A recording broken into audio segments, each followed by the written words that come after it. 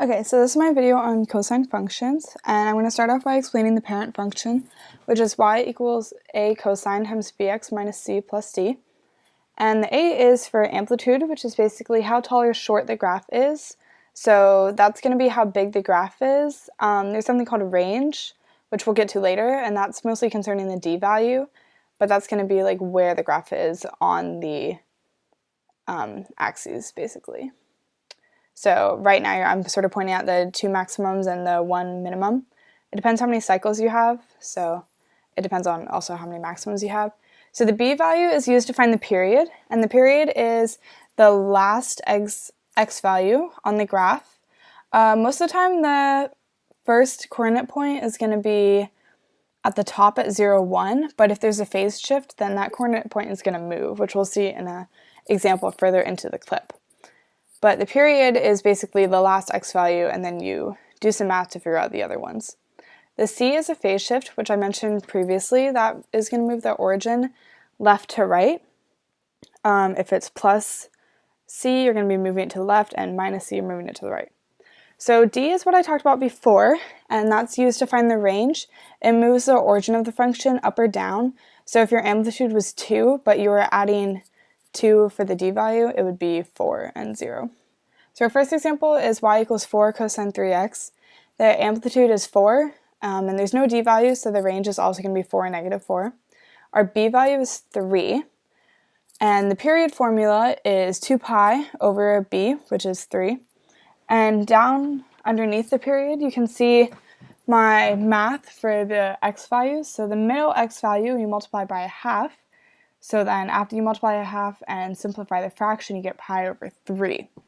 Using pi over 3 to get the first x value, or the last x value, sorry, you would also multiply by 1/2,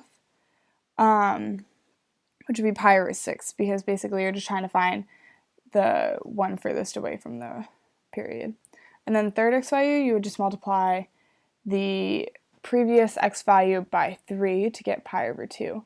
So there you have your 4 x coordinates, and the start of the coordinate is normally on the y-axis unless we have a phase shift, which we don't. So that's what that's sort of saying.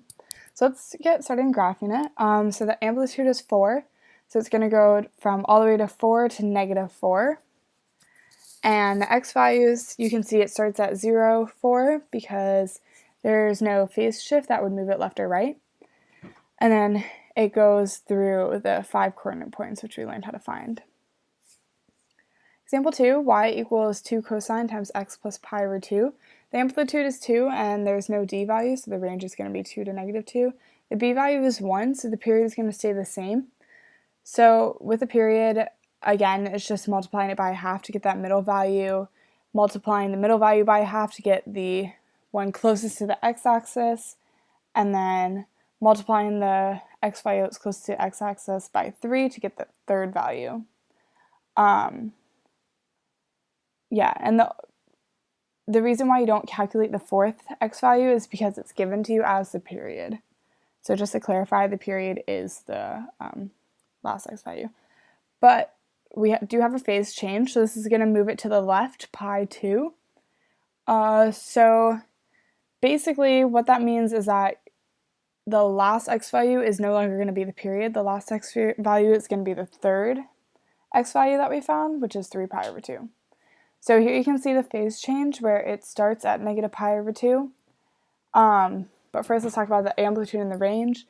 So you can see how it starts at 2 and negative 2, and those maximums are also at 2 and negative 2. And it starts at negative pi over 2 and ends at 3 pi over 2 since it got shifted over to the left. Thank you.